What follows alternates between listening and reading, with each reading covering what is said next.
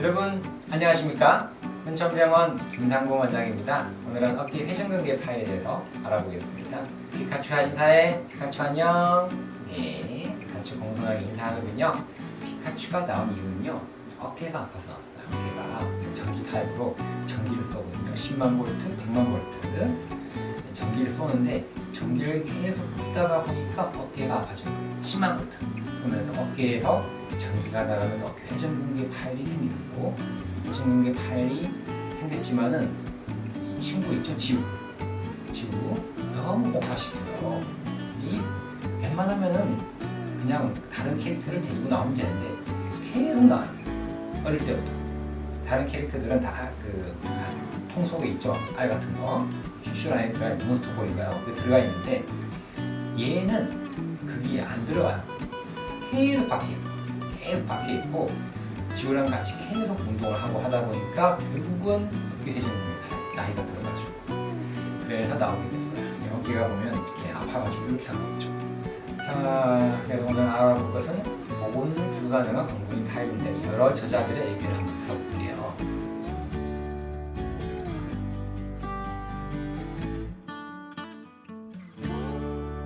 회전근개 질환은요, 일단 간단하게 이야기하면 어깨 통증 환자들이 병원을 찾는 가장 흔한 원인 질병이에요. 어깨가 아프다? 그럼 일단 회전근개가 첫 번째예요. 1번 타자는 회전근개다. 전층 파열. 저번 시간까지 우리 부분 파열에 대해서 쭉 알아봤는데 오늘은 전층 파열이에요. 전층 파열인데 나이에 따라서 전층 파열이 증가합니다. 자, 전층 파열이 뭘까요? 자, 그림 그려놨죠? 이게 이제 정상적인 회전근개고 파열이 되면은 없어져요. 없어져서 여기만 이렇게 없어지게 되면 이거는 뭐예요? 이건 부분 파열이에요. 부분 파열인데 이 부분 파열이 요거보다 밑에까지 다 안 좋아지게 되면 전층 파열이 되는 거죠. 여기는 없죠? 여기가 이렇게. 여기는 전층. 부분도 세 가지로 구분할 수 있어요. 부분도 요 위에만 파열된 거, 중간에가 파열된 거, 밑에가 파열된 거, 세 가지로 구분할 수 있어요. 오늘은 어쨌든 이거 몰라도 돼요. 이건 저번 영상이 쭉 있으니까 부분 파열 궁금하신 분들 이 위에 있는 이 영상을 보시면 부분 파열에 대해서 분류에 대해서 아실 수 있을 거예요. 그래서 전층 파열은 나이에 따라서 증가하게 돼요. 피카츄 나이가 얼마일까요? 여러분들 한번 맞춰보세요. 피카츄 꽤 많을 거예요. 지우와 함께 성장을 해봤으니까 포켓몬스터가 처음에 태어났을 근데요, 우리가 전층 파열이 되면은 나이 따라 증가하는데 증상이 없어서 진단되지 못한 경우가 꽤 많아요. 그래서 여러 제자들의 의견을 좀 들어보면 템페로프 선생님이 템페호프 50세 이상의 무증상 성인 411명을 조사를 좀 해봤더니 초음파로 좀 본 거예요. 사실 이게 MRI로 봐야 되거든요. MRI로 봐야 정확한데 좀 비용이 없었나 봐요. 전층 파열이 꽤 있더라. 그래서 96명, 전체 23.4%죠. 꽤 있습니다. 이 전층 파열이요, 쭉 보다 보니까 빈도와 크기는 나이가 들수록 증가했다라고 이야기한 거예요. 그래서 50에서 59세 사이에서는 13%, 그리고 60세에서 69세 사이에서는 20%, 70세 이상부터 79세 사이는 31%예요. 그런데요, 80세 이상에서는 무려 51%예요. 초음파니까 이렇고요. 실제로 MRI를 보면 더 많을 거예요. 더 많을 거예요. 템페로프 선생님이 초음파로 검사한 거죠. 전층 파열이 꽤 많더라. 야마구치 선생님, 야마구치 선생님은 편측 어깨 통증 환자 588명을 조사를 해봤더니 양측 초음파를 다 해봤어요. 그랬더니 전층 파열이 376명이다. 이거 엄청 많은 건데요. 왜 이렇게 많죠? 초음파가 사실은 조금 안 좋긴 하지만은 그래도 전층 파열은 진단이 돼요. 완전히 끊어졌으니까 전층 파열은 진단이 되거든요. 실제로는 훨씬 많을 거예요. 이 중에 83명이죠. 우리가 376명 중에서 83명, 22%는 무증상이에요. 무증상. 증상도 없어요. 템페로프 선생님도 맞죠? 전층 파열이 23%다. 그리고 야마구치 선생님은 22%, 거의 비슷해요. 누가 짜고 치는 고토처럼 너무 비슷한 결과를 이렇게 이야기하셔가지고 깜짝 놀랐는데요. 세 그룹 간 역시 10년의 차이가 있는데요. 그래서 파열이 없는 경우가 일측 파열, 양측 파열로 좀 비교를 해보거든요. 파열이 없는 경우에 나이는 우리가 해보니까 48.7세, 48.7세. 한쪽만 파열된 경우는 58.7세, 양측 파열은 67.8세. 이거 뭐 짜고 치는 것처럼 나이가 10년마다 올라갑니다. 그렇죠. 40대는 괜찮다, 뭐 그렇게 이야기하지만 한쪽 파열은 50대에서 많고 양쪽 파열은 60대 넘어가니까 더 많더라. 그런 이야기죠. 뭐 이게 또 비슷하지 않나요? 우리 그 템페로프 선생님이랑 비슷하게 올라가죠. 템페로프 선생님은 나이가 들어서록 10%씩 올라가고 10%씩 올라갔고, 야마구치 선생님은 나이가 10년씩 차이가 나면서 파열이 더 생겼다라고 이야기했거든요. 어쨌든 10의 차이인 것 같아요. 10%냐 10년이냐 그 차이지, 서로 비슷하게 서로 전화 통화하는 사이가 아닌가 의심을 좀 하고 있어요. 무증상 회전근개에서 전층 파열. 자연 경과에서요, 파열은 진행이 돼요. 파열은 점점 더 진행이 되고 결국은 보온 불가능한 상태로 진행을 해가지고요. 그래서 결국은 장애, 어깨가 잘 안 움직이고 어깨가 통증이 있고 제대로 일상생활이 힘든 장애로 가는 위험한 집단이다라고 정의를 하는 거예요. 왜 이렇게 보온 불가능한 방부이 파열이냐라고 하는 건데, 이 이야기만 했잖아요. 그래서 전층 파열이 되게 되면 이 부분들이 다 없어지고요. 그래서 여기만 있어야 될 부분이 없고, 회전근개는 어디가 있느냐, 이쪽으로 레벨까지 가 있어요. 여기 있어요. 자, 그러면 이거 오래돼가지고 땡겨와도 안 땡겨오는 경우가 있어요. 심지어는 이게 여기까지 아니고 여기까지 가 있는 경우가 있어요. 안 땡겨와요. 이건 잘 안 땡겨올 수 있는데 이거는 못 땡겨와요. 불가능이거든요. 불가능해요. 또 우리가 이거를 MRI 찍어보면 여기에 회전근개가 정상인 경우에는 까맣게 보여요. 다 이렇게 까맣한. 근데 안 좋게 되게 되면 이게 다 흐린 것들이 막 생겨요. 지방 변성이 생기면서 까만 거, 이게 Y자 모양이라 그러는데, 이런 구 안에 회전근개가 정상인 경우에는 이렇게 까맣게 다 채워져 있어야 돼요. 근데 이게 안 좋은 경우에는 Y자 안에 요거밖에 없어요. 또 지방으로 변성이 되어 있고, 이런 경우에요. 요거 조금 제가 그림을 조금 이상하게 그린 것 같은데 뒤에 영상이 있으니까 영상 보시면은 이해될 것 같고요. 그래서 강공이 파열이라는 걸 이렇게 진단이 되는 거예요. 강공이 파열은 보온 불가능한 파열, 아주 심하다. 요거. 자, 그래서 일반적 회전근개 파열의 경우에는요, 전층 파열이 있더라, 증상이 있더라. 그럼 어떻게 해야 돼요? 통증과 불편감이 있고, 또 환자가 수술을 받을 수 있고요. 또 수술과 재활을 받으려는 의지가 있는 환자라면 당연히 회전근개 봉합을 해야 되겠죠. 회전근개 봉합술, 보건술을 하는 것이 정상입니다. 임시상정이죠. 라구드 선생님이 정형외과 의사들에게 이 보험 불가능한 이런 파열은 아주 어려운 도전이다, 도전에 직면했다 라고 이야기를 하셨어요. 그래서 보험 불가능한 파열에 대해서 경봉하 감압술과 변년 절제술만 시행을 하셨어요. 무슨 말이냐? 요거만 깎은 거예요. 여기가 안 좋으니까 이 너덜너덜한 거 좀 정리한 거예요. 이렇게 해서 여기를 이제 조금 이렇게만 한 거죠. 별거 한 거 없어요. 여기에 또 이렇게 점액낭 같은 게 있겠죠. 점액낭이라고 하는데, 이걸 깎아주는 걸 경봉하 감염술, 다른 말로는 경봉 성형술이에요. 그리고 회전근개는 깨끗하게 해준다 그래서 변년절제술. 당연히 점액낭도 제거해야 돼요. 점액낭 제거술인데 이건 뺍니다. 이런 말은 쓰진 않거든요.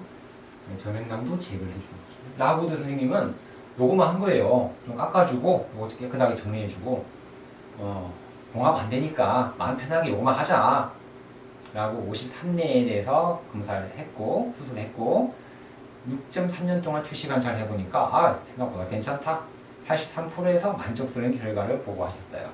괜찮죠? 요거만 했는데도 이상하게 83%가 좋아졌어요. 신기한 일이다, 그죠? 그래서 이전 논문들을 인용을 한 거죠. 그래서 회전근개 봉합술 후 훌륭한 봉합술 결과를 보였던 거는 생각해보니까 경봉화 감압술을 했기 때문에 좋아졌던 것이지 회전근개 봉합만 해가지고 좋아진 거 아니다. 결국 수술의 효과는 견봉화 감압술이다. 견봉 깎아주는 것이다. 그래서 증상의 호전은 견봉 감압술 및 파열된 회전근개만 깨끗하게 해주는 변연절제술만 해도 좋아진다. 외쳤습니다. 이 복용 불가능한 파열을 그냥 낙심하고 슬퍼하지 말고 그냥 이거만 하라. 그렇게 이야기를 했어요. 그랬더니요. 몇몇 저자들이 라구드의 논문이 보고된 이후 연구를 했어요. 지속적 증상의 호전이 있어요. 그런데요. 견봉화 감압술과 변연절제로부터 얻는 기능의 호전의 양상은 다양했다. 뭔가 좋아지는 사람은 아주 좋아졌고 안 좋은 사람도 있었고 기능도 다 달랐다라고 여러 의견들이 보고가 됐어요. 그 이후에 자 그러니까 뭔가 좀 이상하게 흘러가고 있죠. 강하게 이야기했는데 뭔가 좀 다른 것 같아요 라고 의견들을 내다가 많은 연구들이 더 이루어졌어요. 많은 비교 논문들이 나온 거죠. 해보니까 회전근개 봉합술, 보건술은 견봉 감압술과 변연절제술을 비교 논문한 거예요. 두 가지를. 요거만 했을 때랑 회전근개 봉합술을 깨는 거예요. 깨는 거랑 비교를 했을 때 자, 성공적 봉합술. 그러니까 잘 깨맸을 때 이야기예요. 깨끗하게 깨맸을 때 보건술을 시행한 경우에는 장기 주시 관찰에서 훨씬 나은 결과를 보였다. 그래서요. 결국 가능하다 그러면 회전근개 봉합을 해야 된다라고 많은 비교 논문들이 이야기를 해버린 거예요. 아 그러면 힘차게 이렇게 외쳤던 라고드 선생님은 어떻게 되는 거예요? 하지만 그게 문제가 있는 것이 깨끗한 봉합이라고 했죠. 제가 깨끗하고 완벽한 봉합을 했을 때 좋은 결과를 나타낸다는 거지 그냥 부분 봉합 또는 어설픈 봉합을 했을 때는 아니다라는 거죠. 하나만 하다. 이게 힘들다는 거예요. 그리고 이 안 좋은 부분을 끊어서 봉합을 한다는 것이 쉬운 게 아니에요. 정형외과 의사들한테는 항상 난제예요, 난제. 환자들한테는 수술하기 전에 항상 설명을 하죠. 들어가서 봤는데 봉합 못할 수도 있습니다. 그냥 나올 수 있습니다. 라고 이야기를 하고 들어가요. 못할 수 있어요, 실제로. 땡겨가지고. 가능하다면 해드리겠습니다. 최대한 노력을 하겠습니다. 라고 이야기를 하는 거죠. 자, 그래서 결국 복원 불가능한 광범위 파열은 별도의 독립체로 생각을 해야 돼요. 치료도 다르고 재활도 다르고 치료 목적도 다르기 때문에 별개로 접근을 해야 되는 다른 병이다 라고 보셔야 되겠죠.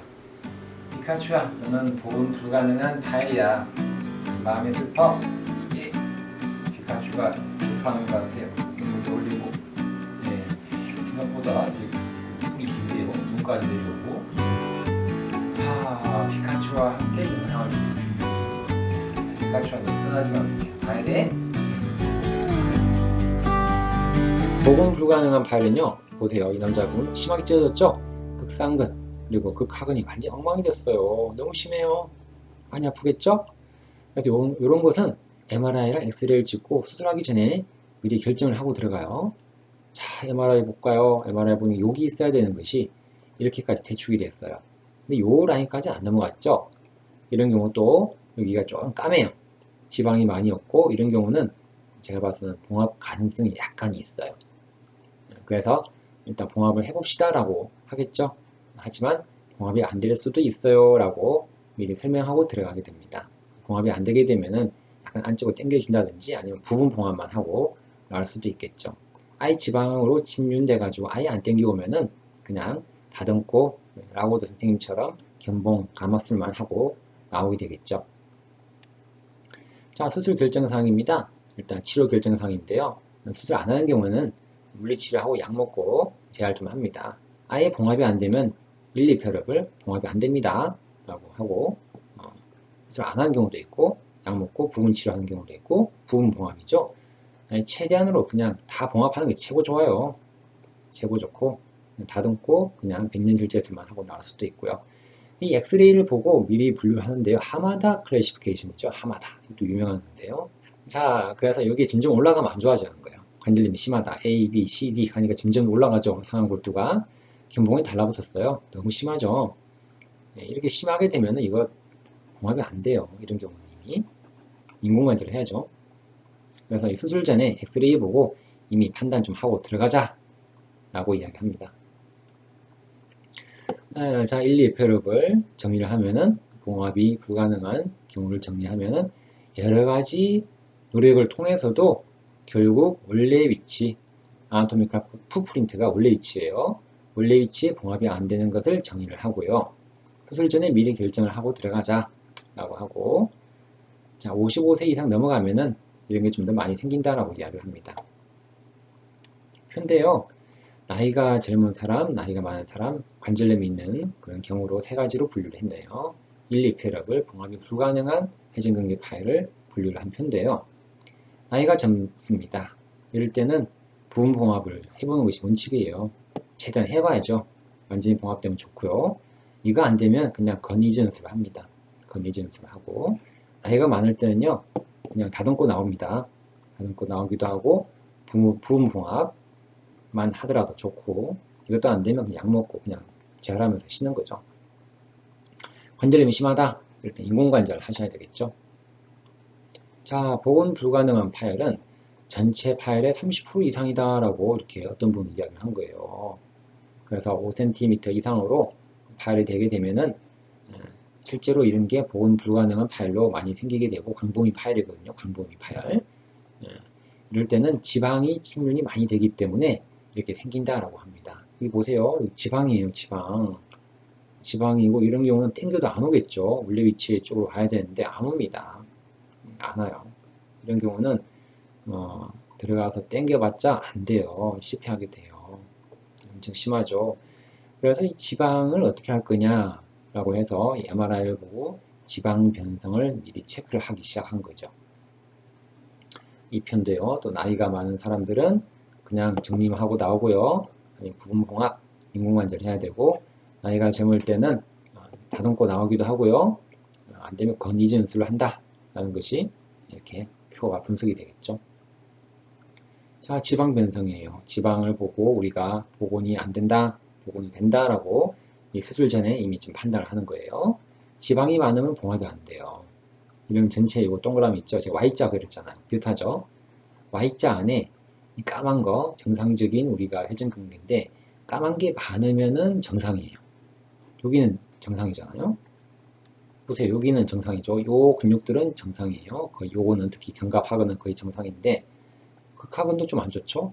극상근 보세요. 이 표, 저 화이트보드의 그림 똑같죠. Y자 모양의 9, 여기 이 모양 다이아몬드 모양이죠. 다이아몬드 모양 안에 까만 게 많아야 정상인데 흰 게 많아지면 지방이에요. 이 비율을 따져야 돼요. 어떻게 따질까요? 이렇게 따져요. 여기를 스프라스피너스 극상근을 모양을 그림을 재보니까 1737픽셀이에요. 그런데요, 전체 이 모양 9를 다이아몬드 모양을 따져보면 3759픽셀이에요.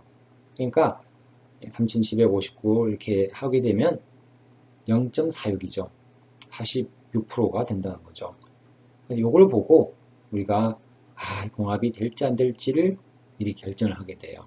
지방 변성의 척도를 우리가 이렇게 측정을 하게 됩니다.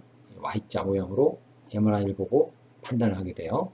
수술 전에 고려해야 될 중요한 검사가 되겠습니다. 자, 영상 보고 나니까 조금 더 이해되셨나요? 다행이네요. 자, 함께 회전근개 파열로 고생하신 분들 영상을 보고 조금이나마 도움받고 일상생활 그리고 가벼운 운동까지 할 수 있게 되기를 기원하겠습니다. 오늘도 영상이 마음에 드셨다 그러면 좋아요와 구독은 꼭 눌러주시면 감사하겠습니다. 오늘도 건강하고 행복한 하루 되십시오. 안녕히 계십시오.